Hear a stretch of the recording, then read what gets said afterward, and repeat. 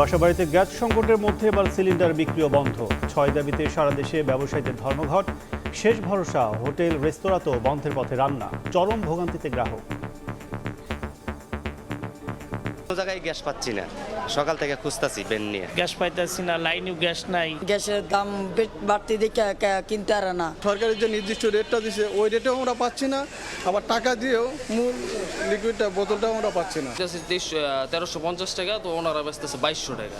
তো এইভাবে তো কিনলে তো আমার অনেক লস হইব। পারমিশনগুলি সবগুলো দিয়ে দিলে আর কোনো জাহাজ যদি ইম্পোর্ট করে নিয়ে আসতে পারে ফেব্রুয়ারিতে চলে আসবে। মিড অফ ফেব্রুয়ারি থেকে it will be easier. LPG আমদানিতে ভ্যাট কমানোর সুপারিশ করে এনবিআরকে জ্বালানি বিভাগের চিঠি। সরকার ব্যবসায়ী যোগ সাজসকেই দায়ী করছেন বিশেষজ্ঞ। সরকার নিজে দায়ী এবং সরকার নিজে ইচ্ছাকৃতভাবে জনগণের এই ভোগান্তি দিয়ে ব্যবসায়ীদের সুবিধা করে দিচ্ছে। দেখছিলেন প্রধান শিরোনাম। দুপুরের সময় সঙ্গে আছে আমি কাজল আব্দুল্লাহ। নির্বাচনের প্রতিশ্রুতিবদ্ধ সব দল হত্যার ষড়যন্ত্র প্রভাব ফেলবে না ভোটে, বলছে বিএনপি। ফ্যাসিবাদী কাঠামো থেকে মুক্তি সময় সাপেক্ষ, বলছে জামায়াত। আগের মতো পাতানো নির্বাচন হবে না, লেভেল প্লেইং ফিল্ড নিশ্চিত করবে ইসি, বললেন সিইসি। প্রার্থিতা ফিরে পেতে কমিশনে আজও অনেকে। বোমা বিস্ফোরণে বিধ্বস্ত ঘর। শরীয়তপুরের 700 মিটার দূর থেকে হাত বিচ্ছিন্ন যুবকের মরদেহ উদ্ধার, আহত 2। বিস্ফোরণের কারণ জানতে তদন্তে পুলিশ। এবং সাগর থেকে এবার তেলবাহী 2টি ট্যাঙ্কার জব্দ যুক্তরাষ্ট্রের। তীব্র নিন্দা রাশিয়ার। হুমকির পর কলম্বিয়ায় প্রেসিডেন্টকে হোয়াইট হাউসে আমন্ত্রণ।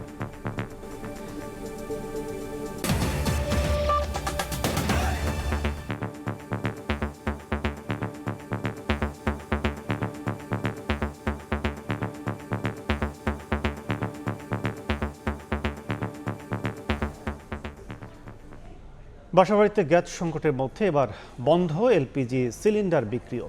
নতুন করে দাম সমন্বয় সহ 6 দাবিতে সারা দেশে ধর্মঘট চলছে ব্যবসায়ীদের। শেষ ভরসা হোটেল রেস্তোরাঁতেও বন্ধের পথে রান্না। এদিকে বাড়তি দাম দিয়েও গ্যাস না পেয়ে চরম ভোগান্তিতে পড়েছেন গ্রাহক। আবাসিকে গ্যাসের সংকটে রান্না প্রায় বন্ধ। ভরসা এলপিজি সিলিন্ডার, এবার বিক্রি বন্ধ সেটিও। গ্যাস ফুরিয়ে যাওয়ায় বাসার জন্য সিলিন্ডার গ্যাস কিনতে দোকানে চাকরিজীবী আব্দুল হালিম। সকাল থেকে দুপুর এলাকার সব দোকান ঘুরেও পাননি গ্যাস। সরকারের যে নির্দিষ্ট রেটটা দিছে ওই রেটেও আমরা পাচ্ছি না, আবার টাকা দিয়েও মূল লিকুইডটা বোতলটাও আমরা পাচ্ছি না। এদিকেও আমরা সমস্যায় পড়তেছি, এদিকেও সমস্যা হচ্ছে। সাধারণ মানুষ দুই দিকেই এখন যাতা গলে পড়ে আছে। একই অবস্থা আরও অনেকেরই। রাজধানী জুড়ে এলপি গ্যাসের দোকানই বন্ধ। কিছু দোকান খোলা থাকলেও পড়ে আছে খালি সিলিন্ডার। বাড়তি দাম দিয়েও গ্যাস না পেয়ে চরম বিপাকে গ্রাহক। জায়গায় গ্যাস পাচ্ছি না, সকাল থেকে খুঁজতাছি বেন নিয়ে। এক জায়গায় গ্যাসের জন্য গেছি, গ্যাস পাইছি না। এখানেও গ্যাসের জন্য আসছি অনেকক্ষণ ধরে, গ্যাস পাইতেছি না, লাইনেও গ্যাস নাই। ব্যবহার করছে, এখন বর্তমানে গ্যাসের দাম বাড়তি দেখে কিনতে আর না।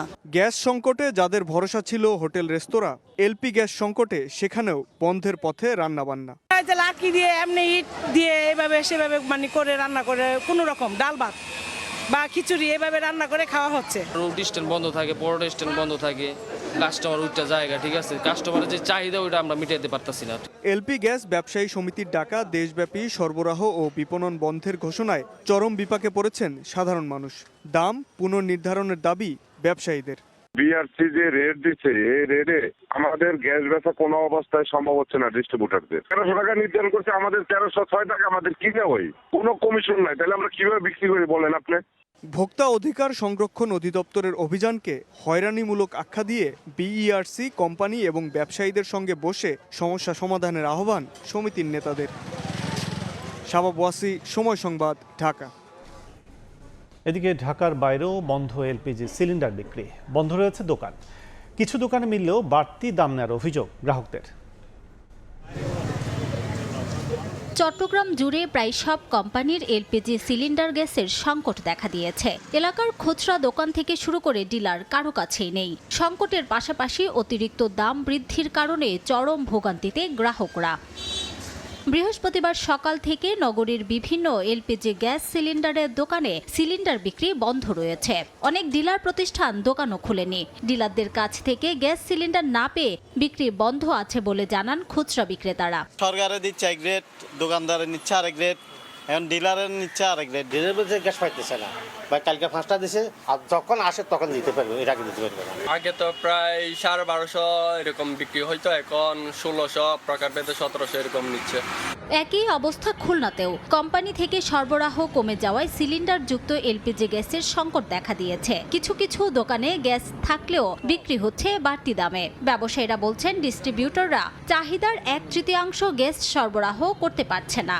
ডিস্ট্রিবিউটর পয়েন্টে ম্যাক্সিমাম কোম্পানিতে গ্যাস নেই। বাংলাদেশে ন্যাশনাল এটা 30টা মতন কোম্পানি প্রোভাইড করে, তার মধ্যে 4-5টা কোম্পানির প্রোডাক্ট আছে, বাকি কোম্পানিগুলোর প্রোডাক্টই নাই। রংপুরে এলপিজি গ্যাস বিক্রি চালু থাকলেও মিলছে না সরকার নির্ধারিত দামে। 12 লিটারের গ্যাস সিলিন্ডার খুচরা পর্যায়ে বিক্রি হচ্ছে 1500 থেকে 1650 টাকায়। আমাদের এখানে এখনো আছে, আমাদের যতটুকু আছে আমরা সাপ্লাই বন্ধ করিনি, আমরা দিয়ে যাচ্ছি। গ্যাসের সংকটের জায়গা হচ্ছে আপনার হলো কোম্পানি আমাদেরকে যেভাবে বলতে যাবে সেইভাবেই কাজ করতেছি। মাদারীপুরে বন্ধ রয়েছে গ্যাস সিলিন্ডার বিক্রি ও সরবরাহ। এতে বিপাকে পড়েছেন সাধারণ মানুষ। অধিকাংশ সরবরাহকৃত কোম্পানির ডিলারদের কাছে নেই যৌক্তিক জবাব। রিমু সিদ্দিক, সময় সংবাদ।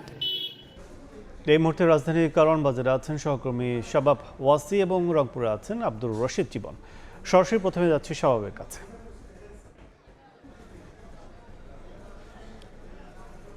একে তো সরবরাহ সংকট, বাড়তি দাম, তার উপর দিয়ে এলপিজি ব্যবসায়ী সমিতির ডাকা এলপি গ্যাস সিলিন্ডার বন্ধের ঘোষণায় চরম বিপাকে কিন্তু পড়েছেন সাধারণ মানুষ। আমরা এই মুহূর্তে দাঁড়িয়ে আছি কারওয়ান বাজারে এবং এখানে আপনারা দেখতে পাচ্ছেন যে গ্যাসের যেই এলপি সিলিন্ডার গ্যাসের যে পরিবেশক বা ট্রেডার্স বা যারা ডিস্ট্রিবিউটর রয়েছেন তাদের দোকানগুলো আজকে বন্ধ। সারি সারি আমরা সিলিন্ডার দেখতে পাচ্ছি, এই সিলিন্ডারগুলো খালি পড়ে রয়েছে। ক্রেতারা আসলে পুরো বাজার ঘুরে আসলে সিলিন্ডার মেলাতে পারছেন না। তারা আমাদেরকে যেটি জানিয়েছেন যে তারা আসলে যেই চাহিদা করছেন, 2টি সিলিন্ডার কিনতে চাইলে একটি বাড়তি দামে, চড়া দামে, দ্বিগুণ দামে তারা কিনতে হচ্ছে, এমনটাই কিন্তু তারা বলছেন। এবং সব জায়গায় কিন্তু এই যে এই সিলিন্ডারের একটা সংকট দেখা দিয়েছে। আমরা ইতিমধ্যেই জেনেছি যে এনবিআর থেকে একটা ঘোষণা এসেছে যে গ্যাস আমদানি সিলিন্ডার গ্যাস আমদানিকারকদের যে ভ্যাট সেটা কমানো হবে 15% থেকে সেটা 10% করে নেওয়া হয়েছে ব্যবসায়ীদের সুবিধার্থে। এবং ব্যবসায়ীরা যেই দাবিটি করেছেন যে গ্যাসের যে মূল্য যেটা নির্ধারণ করে দিয়েছিল, যেটা বাংলাদেশ এনার্জি কমিশন যেটা নির্ধারণ করে দিয়েছিল, সেটা পুনর্নির্ধারণ করার জন্য তারা যে দাবি জানিয়েছে যে 150 টাকা বাড়িয়ে 1450 টাকা করার জন্য তারা যে দাবি জানিয়েছেন। এবং বাকি তাদের যেই আলোচনাগুলো রয়েছে সেগুলো নিয়ে তারা আজকে বাংলাদেশ এনার্জি রেগুলেটরি কমিশনের সঙ্গে বসবেন, এইটিও আমরা জেনেছি। এবং সর্বোপরি আসলে আমরা জানতে পারবো, সর্বোপরি আমরা আশা করব যে এই যেই সমস্যাটি রয়েছে সেটা আসলে দ্রুত সমাধান হবে।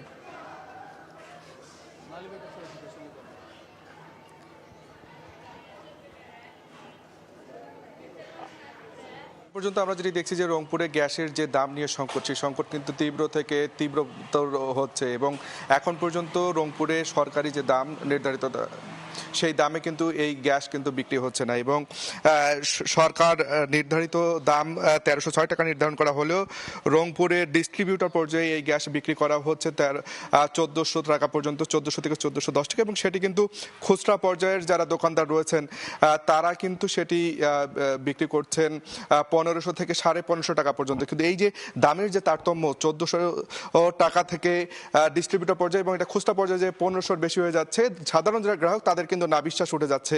এবং তারা কিন্তু বলছেন সরকার নির্ধারিত দামে গ্যাসের এই যে বিক্রি যে হচ্ছে না সেটি কিন্তু তারা তীব্র প্রতিক্রিয়া জানিয়েছেন। এবং তারা বলছেন এই যে সরকারি পর্যায় থেকে এটি তদারকি করা যেন সরকারি দামে সাধারণ গ্রাহক এই গ্যাস কিনতে পারে সেটি তারা দাবি জানিয়েছেন। এবং যারা এখানকার ডিস্ট্রিবিউটর রয়েছেন, পরিবেশক রয়েছেন, ডিলার রয়েছেন, তারা কিন্তু বারবার বলছে যে এই যে সমস্যা, এই সমস্যার মূল কারণ হচ্ছে সরবরাহ কম। এই সরবরাহ কম থাকার কারণেই কিন্তু তারা এই যে গ্যাসের যে সংকটের কারণে তারা আসলে বেশি দামে বিক্রি করতে বাধ্য হচ্ছেন এবং তারা বলছেন সরবরাহ যতক্ষণ পর্যন্ত স্বাভাবিক হবে না ততক্ষণ পর্যন্ত দামের যে সংকট সেই সংকট কিন্তু আসলে কাটবে না। তো সব মিলে যদি বলি রংপুরে এখন পর্যন্ত গ্যাস বিক্রি হলেও সেটি কিন্তু আসলে সরকারি দামে বিক্রি হচ্ছে না এবং যারা বিক্রেতা রয়েছেন তারা বলছেন তাদের কাছে যে মজুদ আছে সেই মজুদ থাকা পর্যন্ত তারা বিক্রি করতে পারবেন, এই মজুদ শেষ হলে তারাও আসলে বিক্রি বন্ধ করে দিবেন। তো সব মিলিয়ে এই ছিল রংপুর থেকে সব শেষ। দেশব্যাপী সিলিন্ডার গ্যাস বন্ধের খবর জানতে এখন সরাসরি ছিলাম রাজধানীর শহর রংপুরে। এলপি গ্যাসের দাম বাড়িয়েও বাজার নিয়ন্ত্রণে ব্যর্থ সরকার। জ্বালানি বিশেষজ্ঞরা বলছেন ব্যবসায়ীদের সঙ্গে সরকারের যোগ সাজশের কারণেই এমন অবস্থার সৃষ্টি হয়েছে। এলপিজি আমদানিকারকদের সংগঠন লোয়াব বলছে ব্যবসায়ীদের চাহিদা মতো সুবিধা দিলে আগামী মাসে স্বাভাবিক হতে পারে বাজার। এদিকে পরিস্থিতি নিয়ন্ত্রণে এলপি গ্যাস আমদানিতে ভ্যাট কমানোর উদ্যোগ নিয়েছে জ্বালানি মন্ত্রণালয়। সরবরাহ সংকটে 1250 টাকার এক সিলিন্ডার গ্যাসের দাম উঠে গেছে 2400 টাকায়। এর মধ্যে রোববার 12 কেজি সিলিন্ডারের দাম বাড়ানো হয় 53 টাকা। মূল্য হবে 1306 টাকা। নির্ধারিত মূল্যে গ্যাস বিক্রি না হওয়ায় গেল মঙ্গলবার এর দায় খুচরা পাইকারদের কাঁধে চাপান জ্বালানি উপদেষ্টা। এই দাম যে অস্বাভাবিক যে হয়েছে এটা একটা কারসাজির মাধ্যমে করা হয়েছে এবং সরকার এই জন্য ব্যবস্থা নিচ্ছে। দামের উত্তাপে পুড়তে পুড়তে বন্ধই হয়ে গেল এলপি গ্যাসের সরবরাহ। বৃহস্পতিবার সকাল থেকে বিক্রি বন্ধ রাখা এলপি গ্যাস ব্যবসায়ী সমবায় সমিতির দাবি 24 ঘন্টার মধ্যে দাম সমন্বয় করতে হবে।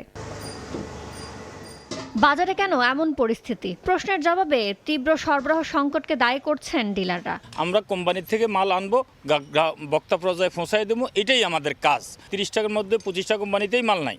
এখন এই 25টা কোম্পানির গ্রাহকগুলো কোথায় যাবে? এলপিজি আমদানিকারকদের সংগঠন লোয়াব বলছে সরকার ব্যবসায়ীদের দাবি মেনে আমদানি সহজ করলে আগামী মাসে কাটতে পারে চলমান সংকট। সিলিন্ডারের জন্য খুব একটা বেশি অসুবিধা আছে বলে মনে হয় না, তবে আমার একটা ধারণা এই পারমিশনগুলি সবগুলো দিয়ে দিলে আগামী মাস থেকে যদি আমরা ফেব্রুয়ারি মাসে যদি জানুয়ারি মাস তো আর কোনো জাহাজ যদি ইম্পোর্ট করে নিয়ে আসতে পারি ফেব্রুয়ারিতে চলে আসবে, মিড অফ ফেব্রুয়ারি থেকে it will be easier. Policy support যারা করবেন ওনারা যদি না আসে, এগিয়ে না আসে, এই দায় তো আমরা নিতে পারি। বাজারে এমন অরাজকতার জন্য সরকার ব্যবসায়ী যোগসাজশকে দায়ী করছেন ক্যাবের জ্বালানি উপদেষ্টা। এটা তো সরকারেরই সমস্যা, বছরের পর বছর দিনের পর দিন একই জিনিসের পুনরাবৃত্তি হচ্ছে। সরকার নিজে দায়ী এবং সরকার নিজে ইচ্ছাকৃতভাবে জনগণের এই ভোগান্তি দিয়ে ব্যবসায়ীদের সুবিধা করে দিচ্ছে। এদিকে এলপি গ্যাস আমদানিতে ভ্যাট 15% থেকে কমিয়ে 10% করতে বৃহস্পতিবারই এনবিআরকে চিঠি দিয়েছে জ্বালানি মন্ত্রণালয়। জানুর শিফাত, সময় সংবাদ, ঢাকা। জানাজার জন্য স্বেচ্ছাসেবক দলের সাবেক নেতা মোসাব্বিরের মরদেহ নেওয়া হয়েছে নয়াপল্টনে বিএনপির কেন্দ্রীয় কার্যালয়ে। এই মুহূর্তে নয়াপল্টনে আছেন সহকর্মী মাসুদুর রহমান, সরাসরি যাচ্ছে তার কাছে।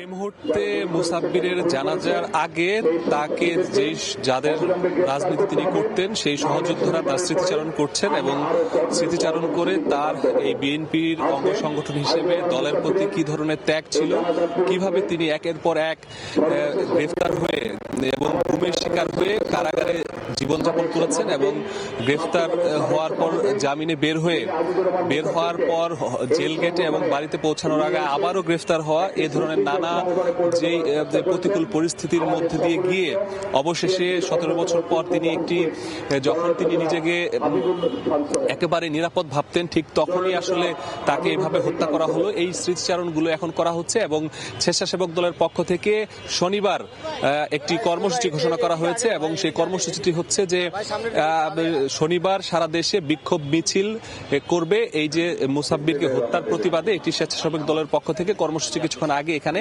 ঘোষণা করা হয়েছে। আর স্বেচ্ছাসেবক দলের পক্ষ থেকে আরো একটি কথা বলা হয়েছে যে 24 ঘন্টার মধ্যে আসামিদেরকে গ্রেফতার করা হবে। পাশাপাশি ঢাকা মহানগর উত্তর বিএনপির আহ্বায়ক আমিনুল হক তিনিও একই দাবি করেছেন যে 24 ঘন্টার মধ্যে আসামিদের গ্রেফতার করা হবে। পাশাপাশি তিনি বলেছেন যে সাম্প্রতিক সময়ে যে কয়েকটি টার্গেট কিলিং হয়েছে প্রত্যেকটি নির্বাচন বানচালের একটি ইঙ্গিত বহন করে এবং এই বিষয়টি নিয়ে আইন শৃঙ্খলা বাহিনীকে আরো পুঙ্খানুপুঙ্খানুভাবে তদন্ত করার জন্য তিনি দাবি জানিয়েছেন। এই মুহূর্তে কথা বলছেন বিএনপির সিনিয়র নেতা হাবিবুন নবী খান সুহেল। আমরা যদি একটু সরাসরি সেটি দেখাতে চেষ্টা করি। ইয়াসিন আলী, সাবেক সভাপতি মুস্তাফিজুর রহমান সহ সম্মানিত নেতৃবৃন্দ, আজকে এখানে এই জানাজায় দাঁড়িয়ে আমাদের মনে পড়ে বিগত 15-16টি বছর আমরা এইখানে পার্টি অফিসের সামনে আমরা বহু জানাজা পড়েছি। এমন একটি বিষয় দাঁড়িয়েছিল প্রতি সপ্তাহে একটি না একটি জানাজায়। যেমনটি দেখছিলেন হাবিবুন নবী খান সোহেল বক্তব্য দিচ্ছিলেন, পাশাপাশি দলের সিনিয়র নেতারা বক্তব্য দিচ্ছেন। তো এভাবেই তার স্মৃতিচারণ শেষে এবং কর্মসূচি ঘোষণা শেষে এখানে জানাজা অনুষ্ঠিত হবে এবং জানাজা অনুষ্ঠিত হওয়ার পর এখান থেকে কারণ বাজার নেওয়া হবে, সেখানে আরেকটি জানাজা হবে, এরপর আজিমপুর কবরস্থানে তার দাফন হওয়ার যে তথ্য সেটি আমাদেরকে জানানো হয়েছে। এই ছিল আসলে আমার কাছে নয়াপল্টন থেকে সর্বশেষ তথ্য। সরাসরি ছিলাম নয়াপল্টনে মুসাব্বিরের জানাজা অনুষ্ঠানে। নির্বাচন সামনে রেখে আইন শৃঙ্খলা পরিস্থিতির অবনতি ঘটানো ষড়যন্ত্রে পতিত ফ্যাসিবাদী শক্তি। তবে বিচ্ছিন্ন কোনো ঘটনা নির্বাচনে প্রভাব পড়বে না বলে মন্তব্য করেছেন বিএনপির স্থায়ী কমিটির সদস্য সালাউদ্দিন আহমদ। নির্বাচনকে সামনে রেখে দেশের আইন শৃঙ্খলা পরিস্থিতির অবনতি ঘটাতে পতিত ফ্যাসিবাদী শক্তি ষড়যন্ত্রে লিপ্ত বলে অভিযোগ করেছেন বিএনপির স্থায়ী কমিটির সদস্য সালাউদ্দিন আহমেদ। বৃহস্পতিবার দুপুরে গুলশানে বিএনপি চেয়ারপারসনের কার্যালয়ের সামনে এই অভিযোগ করে সালাউদ্দিন আহমেদ বলেন, বিচ্ছিন্ন কিছু ঘটনায় নির্বাচনে কোনো প্রভাব পড়বে না। আমি মনে করি এখন সকল রাজনৈতিক দল এক জায়গায় উপনীত হয়েছে, তারা একটি সুষ্ঠু নিরপেক্ষ নির্বাচনের জন্য সবাই আন্তরিক। পতিত ফ্যাসিবাদী শক্তির কিছু কিছু ষড়যন্ত্র এখনো তারা চালু রেখেছে, যাতে নির্বাচনকে বাধাগ্রস্ত করতে পারে, কণ্ঠকাঠিন্য করতে পারে, গণতন্ত্রের উত্তরণের পথটাকে সহজতর না করতে পারে, কিন্তু তাদের সেই প্রচেষ্টা কখনো সফল হবে না। এদিকে দেশে ফেরার পর প্রথমবারের মতো উত্তরাঞ্চল সফরে যাচ্ছেন বিএনপির ভারপ্রাপ্ত চেয়ারম্যান তারেক রহমান। তার এ সফরে নির্বাচনী আচরণবিধি লঙ্ঘন হবে না বলেও জানান দলটির এই নেতা। শহীদদের প্রতি বিনম্র শ্রদ্ধা নিবেদন করা এবং তাদের কবরে জিয়ারত করা, এটা জাতির প্রত্যাশা। গণঅভ্যুত্থানের শহীদদের আমরা ধারণ করি এবং আমাদের সেই জাতিকে ঊর্ধ্বে তুলে ধরতে হবে। তার জন্যেই তার যাওয়া। এখানে নির্বাচন আচরণবিধির কোনো বিষয় নেই, এই দৃষ্টিকোণ থেকেই আমরা দেখি এবং সবাইকে অনুরোধ করব যেন 2024-এর ছাত্র গণ অভ্যুত্থানের মর্যাদাকে আমরা প্রশ্নবিদ্ধ না করি। আসন সমঝোতা ও দলীয় শৃঙ্খলা প্রসঙ্গে সালাউদ্দিন আহমেদ বলেন, বড় দলে প্রত্যাশা থাকলেও সবার দাবি পূরণ করা সম্ভব নয়। বিদ্রোহী ও স্বতন্ত্র প্রার্থীদের বিষয়ে সাংগঠনিক ব্যবস্থা নেওয়া হচ্ছে বলেও জানান তিনি। আমাদের অনেক যোগ্য প্রার্থীকে আমরা বলতে গেলে বঞ্চিত করেছি। আফজাল হোসেন, সময় সংবাদ, ঢাকা। ফ্যাসিবাদী কাঠামো থেকে বেরিয়ে আসতে এত কম সময় যথেষ্ট নয় বলে মন্তব্য করেছেন জামায়াতের সেক্রেটারি জেনারেল এহসানুল মাহবুব জুবায়ের। সকালে রাজধানী সিডা মিনায়তনে অন্তর্ভুক্তিমূলক গণতন্ত্র ও সংখ্যালঘুদের অধিকার এবং নির্বাচনী অঙ্গীকার শীর্ষক আলোচনা সভায় কথা বলেন জামায়াতের এ নেতা। ফ্যাসিবাদী কাঠামো থেকে বের হতে না পারাই মব ভায়োলেন্স সংঘটিত হওয়ার পিছনে অন্যতম কারণ বলে মন্তব্য করেন তিনি। এ সময় দেশে নতুন ফ্যাসিজমের উত্থান ঠেকাতে সরকার এবং রাজনৈতিক দলের যৌথ উদ্যোগ নেয়ার তাগিদ দেন বিশিষ্টজনরা। অসাধারণ ভূমিকা পালন করে যে গত 16 বছরে ফ্যাসিবাদ বাংলাদেশে শুধুমাত্র রাষ্ট্র কাঠামোতে, রাজনীতিতে, অর্থনীতিতে, সমাজে বা ধর্মে বিভাজন আনে নাই, একটা চরম ক্ষতি করে গিয়েছে। এটা থেকে বেরিয়ে আসার ক্ষেত্রে যে সময়টা আমরা পাস করেছি 100 বছরের চেয়ে একটু বেশি সময়টা আসলে যথেষ্ট নয়। এই যে মবটা হচ্ছে, বিভিন্ন ঘটনাগুলো ঘটছে, তার কারণ হচ্ছে এটাই। কিভাবে সম্ভব এই হাজার হাজার মানুষ খুন হয়েছে, গুম হয়েছে, আহত হয়েছে, পঙ্গু হয়েছে, আয়নাঘর হয়েছে, এই ট্রমা থেকে বেরিয়ে আসতে একটা জাতির সময় লাগবে। আগের মতো এবার পাতানো নির্বাচন হবে না উল্লেখ করে সবার জন্য লেভেল প্লেইং ফিল্ড নিশ্চিতের আশ্বাস দিয়েছেন প্রধান নির্বাচন commissioner AMM Nasir Uddin. Appeal কার্যক্রম পরিদর্শনে এসে কথা বলেন তিনি। ভোটের মাঠের অনাস্থা নিয়েই ইসিতে আপিল করতে আসছেন যাচাই বাছাই বাদ পড়া সম্ভাব্য প্রার্থীরা। আপিলের শেষ দিন আগামীকাল। সমস্যায় ঋণ খেলাপি বলে তারা বাতিল করেছে। 10 জনের মধ্যে 9 জনের সম্মতি পেয়েছেন, তারা স্বাক্ষর করেছেন, কিন্তু একজন স্বাক্ষর উনি ভয়ে বলেছে আমি স্বাক্ষর করিনি। নির্বাচন কমিশন ঘোষিত তফসিল অনুযায়ী ভোটের বাকি মাত্র 33 দিন। এমন সময় এসে এসব অভিযোগ, মনোনয়নপত্র বাতিল হওয়া প্রার্থীদের লেভেল প্লেইং ফিল্ড নিয়ে অনিশ্চয়তার কথা জানালেন তারা। বলছেন এ কারণে আপিলের জন্য দেশের বিভিন্ন প্রান্ত থেকে ছুটে আসতে হয়েছে ভোটে অংশ নিতে চাওয়া সম্ভাব্য প্রার্থীদের। ব্যাংক হিসাব সেটা পুরাতন দেওয়া হয়েছে ভুলবশত। এত ছোট একটা ভুল চাইলেই তিনি এটা ওইখানে সমাধান করতে পারতেন। 3 তারিখ যে বাছাই পর্ব ছিল ওই দিন আমাদেরকে একটু সুযোগ দিলেই হইতো। আমি মনে করি এটা আমার উপরে বৈষম্য করা হয়েছে। এটা অনেক জায়গায় দেশে সুযোগ দিয়েছে। আমার কাছে মনে হয় একটা দলের পক্ষই এক কাজ করতেছে, আমার কাছে এমনটা মনে হচ্ছে। বৃহস্পতিবার চতুর্থ দিনের মতো নির্বাচন কমিশনে চলছে ত্রয়োদশ জাতীয় সংসদ নির্বাচনের রিটার্নিং কর্মকর্তাদের দেয়া সিদ্ধান্তের বিরুদ্ধে আপিল আবেদন।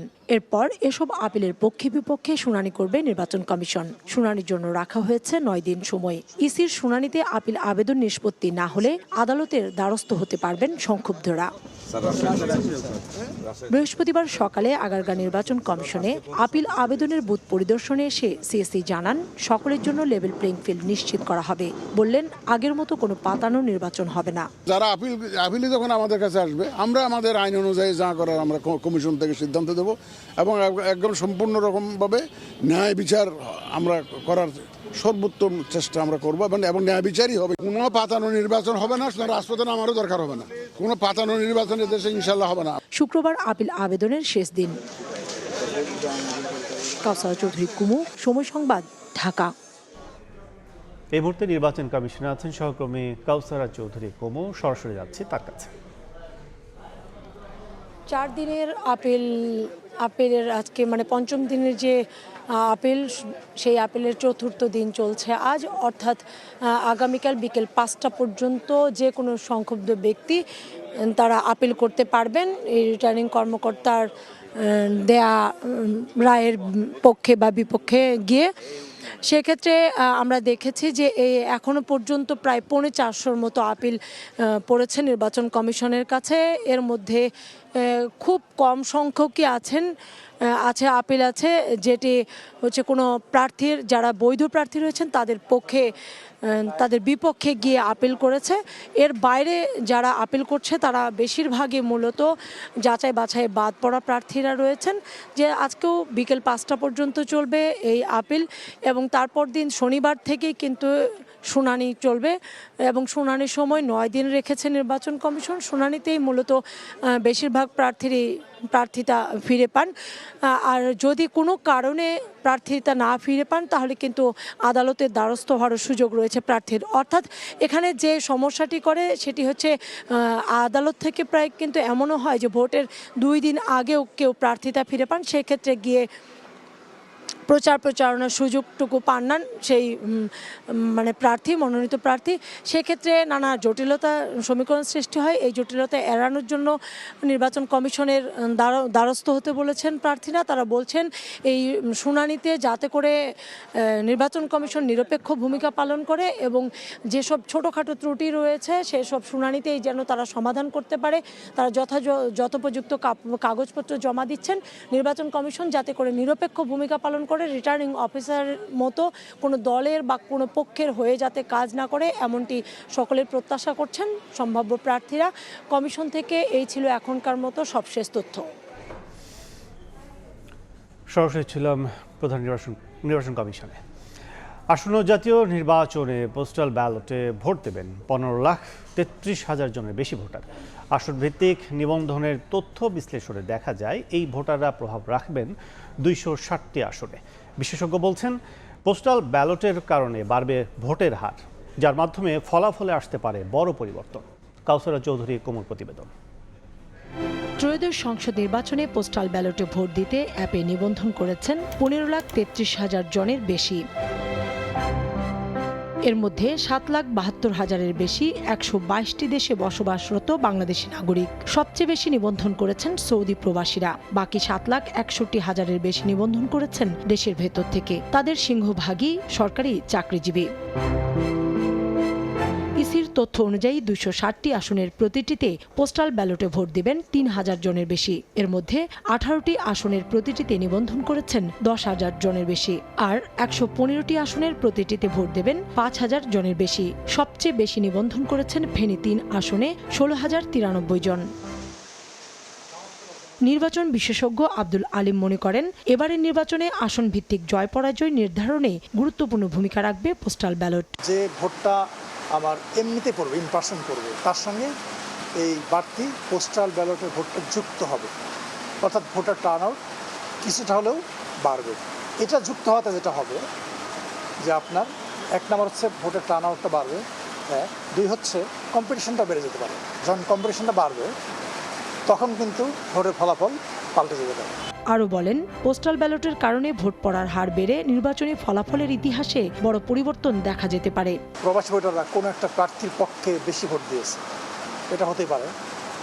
সো তখন কিন্তু যদি অন্য কোনো প্রার্থীর জেতার সম্ভাবনা থাকে তখন কিন্তু তার আবার হেরে যাওয়ার সম্ভাবনা থাকবে। 2-3 হাজার না, 5টা-10টা ভোটের ব্যবধানে একজন প্রার্থী হেরে গেছে, তখন এই যে ভোটগুলো, এই ভোটগুলো বড় ফ্যাক্টর হিসেবে দেখা দেবে। পোস্টাল ব্যালট ভোটে প্রতিদ্বন্দ্বিতা বাড়াবে বলেও মনে করেন তিনি। কাউসারা চৌধুরী কুমু, সময় সংবাদ, ঢাকা। দুপুরের সময় আরও থাকছে।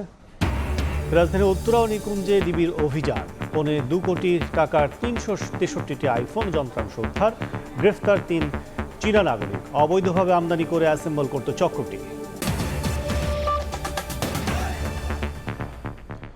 গুম ও বিচার বহির্ভূতভাবে 103 জনকে হত্যায় এনটিএমসির সাবেক মহাপরিচালক ও সাবেক সেনা কর্মকর্তা জিয়াউল আহসানের বিচার শুরু হবে কিনা জানা যাবে 14 জানুয়ারি।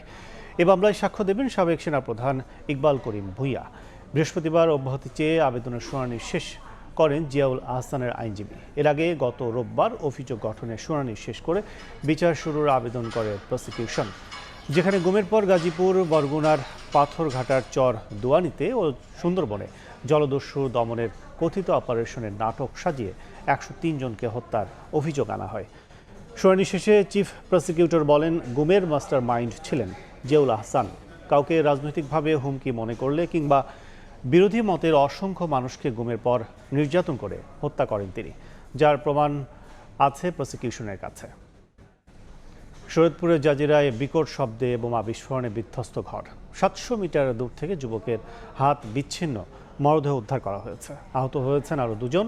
ককটেল তৈরি কিংবা বিস্ফোরক মজুদ ছিল কিনা খতিয়ে দেখছে পুলিশ।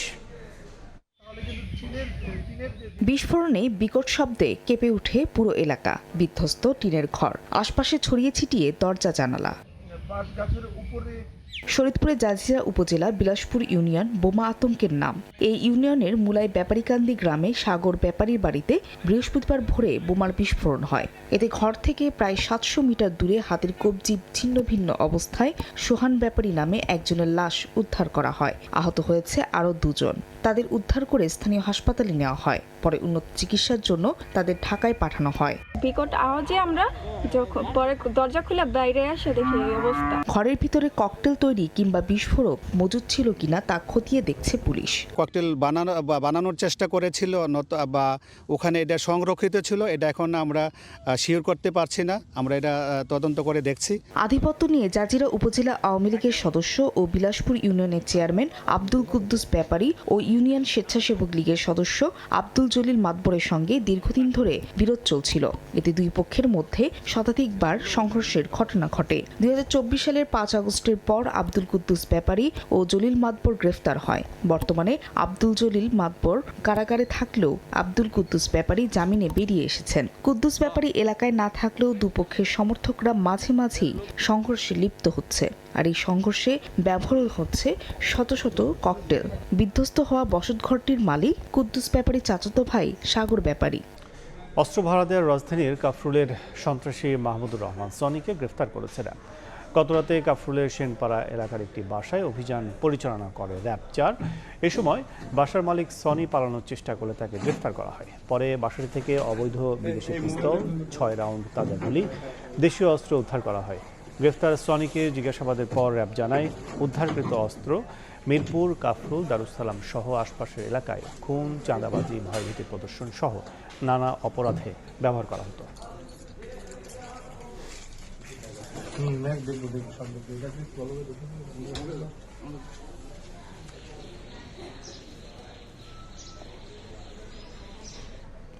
বিভিন্ন মডেলের 363টি আইফোন ও আইফোনের খুচরা যন্ত্রাংশ সহ 3 চীনা নাগরিককে গ্রেফতার করেছে ডিবি। সকালে ডিএমপির মিডিয়া সেন্টার আয়োজিত প্রেস ব্রিফিংয়ে এ তথ্য নিশ্চিত করেন ডিবি মিরপুর ডিভিশনের ডিসি মহিউদ্দিন মাহমুদ সোহেল। গোপন তথ্যের ভিত্তিতে রাজধানীর উত্তরা ও নিকুঞ্জ এলাকায় অভিযান চালিয়ে ৩ চীনা নাগরিককে গ্রেফতার করা হয়। এ সময় 2.25 কোটি টাকার আইফোন ও যন্ত্রাংশ উদ্ধার করা হয়েছে। দেশের বাইরে থেকে অবৈধভাবে এসব যন্ত্রাংশ আমদানি করে দেশে অ্যাসেম্বল করে আসছিল চক্রটি। এই চক্রের সঙ্গে দেশীয় কিছু মোবাইল ব্যবসায়ী জড়িত রয়েছেন বলেও জানান এই ডিবি কর্মকর্তা। এ সময় মোবাইল কেনার সময় সচেতন থাকার পরামর্শ দেন তিনি। কোন সংবাদের ভিত্তিতে জানতে পারি যে উত্তরা 17 নম্বর সেক্টরের একটি বাসায় এবং খিলক্ষেত থানাধীন নিকুঞ্জ 1 এলাকার একটি বাসায় কিছু বিদেশি নাগরিক অবৈধভাবে নিয়ে আসা মোবাইল সংরক্ষণ করে স্থানীয় বাজারে বিক্রি করা ব্যবস্থা নিচ্ছে। উত্তরা 17 নম্বর সেক্টরে অভিযান পরিচালনা করে একজন চাইনিজ নাগরিককে গ্রেপ্তার করি। এখানকার যারা মোবাইল ব্যবসায়ী তারাও এই ঘটনার সাথে যুক্ত রয়েছে বা এই ব্যবসার সাথে যুক্ত রয়েছে। দুপুরে আরও থাকছে। রাফিনিয়ার জোড়া গোলে বিলাবাওকে উড়িয়ে দিয়ে স্প্যানিশ সুপার কাপের ফাইনালে বার্সেলোনা। সৌদি আরবের রাতে মৌসুমের প্রথম মাদ্রিদ ডার্বিতে উত্তাপ ছড়াচ্ছে অ্যাটলেটিকো রিয়াল।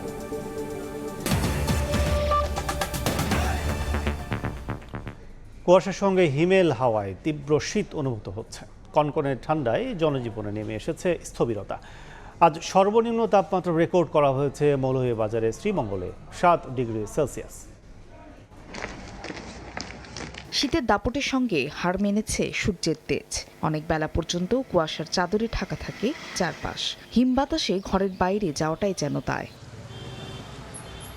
টানা 3 দিন ধরে রাজশাহী, ঠাকুরগাঁও, গাইবান্ধা, মৌলভীবাজার, চুয়াডাঙ্গা সহ জেলায় জেলায় বইছে মাঝারি শৈত্যপ্রবাহ। জনজীবনে নেমে এসেছে স্থবিরতা। কাজে যেতে বেগ পেতে হচ্ছে শ্রমজীবীদের। গরম কাপড়ের অপ্রতুল্যতায় কষ্ট হচ্ছে তাদের। ইস্কা চলে খাই, এখন শীতের কাপড় নাই। এখন আমার তো পরিবারের খুব কষ্ট হচ্ছে। জুতা মোজা পায়ে দিয়ে হাঁটতেছি, ঠান্ডা একটু বেশি, শীতের কাপড় চোপড়ের দাম বেশি, খুব অবস্থার মধ্যে খারাপের মধ্যে আছে। সারাদিন কাজ করে 500-600 টাকা হয়। তীব্র শীতে অনেকেই আক্রান্ত হচ্ছেন ঠান্ডাজনিত নানা রোগে। নিউমোনিয়া, ডায়রিয়া ও শ্বাসকষ্টজনিত সমস্যায় বেশি ভুগছে শিশুরা। বৃহস্পতিবার সকালে সর্বনিম্ন তাপমাত্রা রেকর্ড করা হয় মৌলভীবাজারের শ্রীমঙ্গলে 7 ডিগ্রি সেলসিয়াস। ফাহরিয়া ফারজানা, সময় সংবাদ।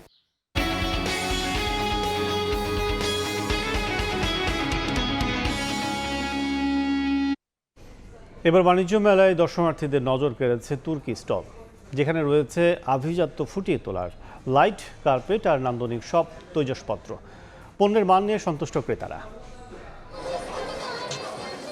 একদিকে চোখ ধাঁধানো রঙের সব লাইট, অন্যদিকে নান্দনিক ডিজাইনের ঘর সাজানোর সরঞ্জাম আর বৈচিত্র্যময় কারুকার্যের কার্পেট। সব মিলিয়ে 30তম ঢাকা আন্তর্জাতিক বাণিজ্য মেলার আকর্ষণের কেন্দ্রবিন্দুতে তুর্কি পণ্যের দোকান। দোকানের বৈচিত্র্যময় উপস্থাপনা টানছে মেলায় ঘুরতে আসা দর্শনার্থীদের। সাজিয়ে রাখা হয়েছে তুরস্কের ঐতিহ্যবাহী অটোম্যান আমলের মোজাইক ল্যাম্প, হাতে বোনা কার্পেট, সিরামিক কিংবা টিনের তৈজসপত্রের দিকেই বেশি ঝোঁক ক্রেতাদের। একটু ডিফারেন্ট, এটা ভালো লাগলো, এখান থেকে কেনাকাটা করলাম। টার্কিশ বাজার ইজ ভেরি গুড, অনেক সুন্দর জিনিস, শোপিসগুলি ডিফারেন্ট। তো সব জিনিসই ডিফারেন্ট, আমাদের দেশের কোনো কিছুর সাথেই নাই।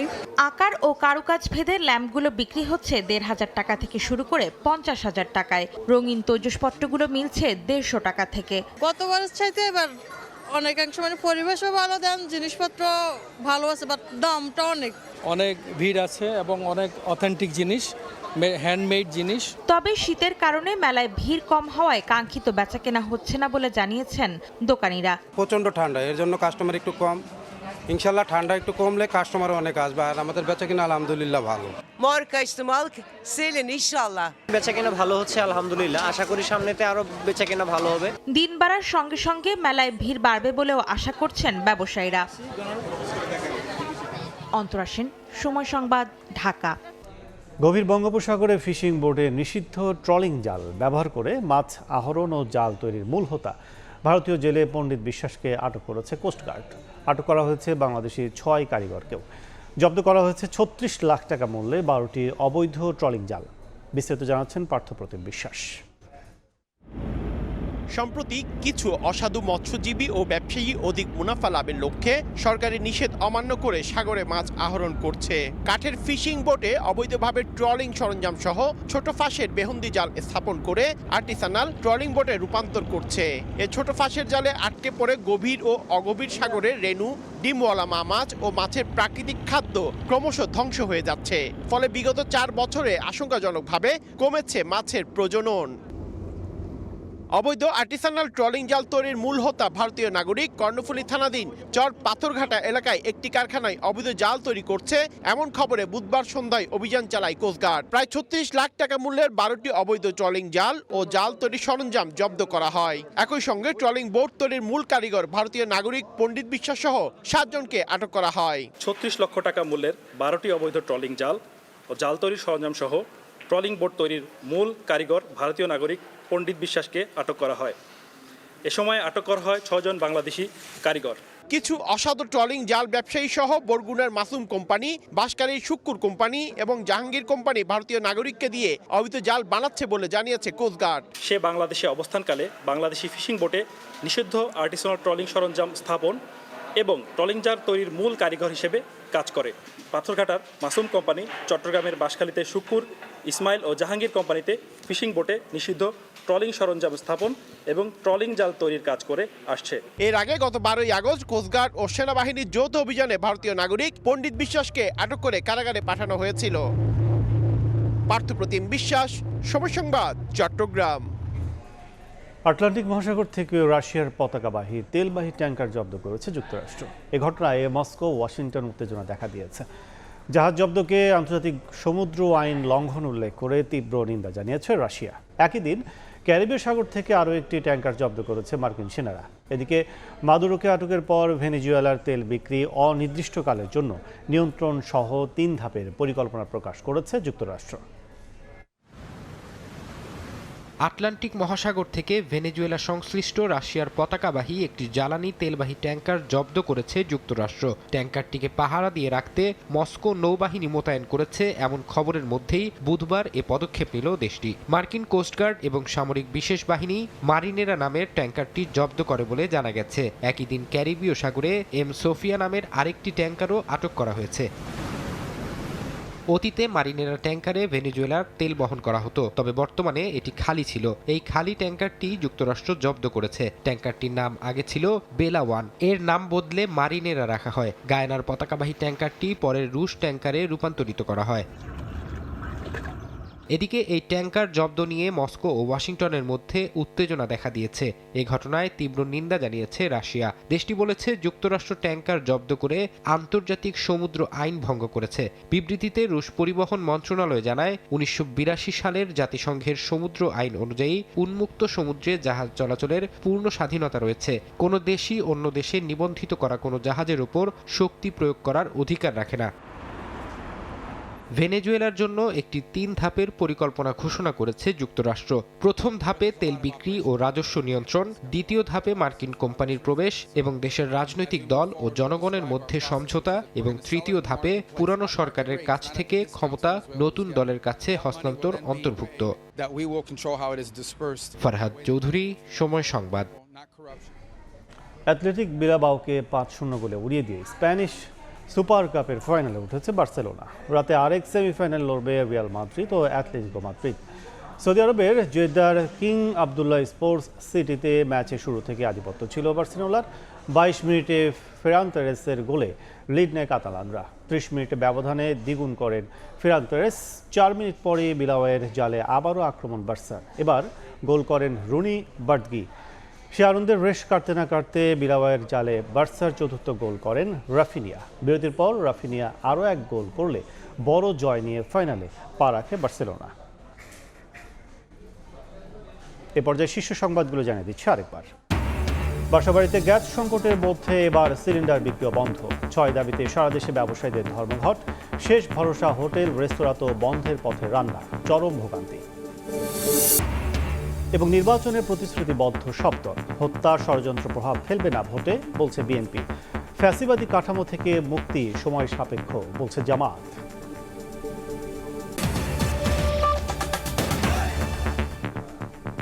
এই ছিল দুপুরের সময়। বিকাল ৩টার সময় সংবাদ নিয়ে আসছে কিছুক্ষণ পর। সঙ্গে থাকুন সময়ের।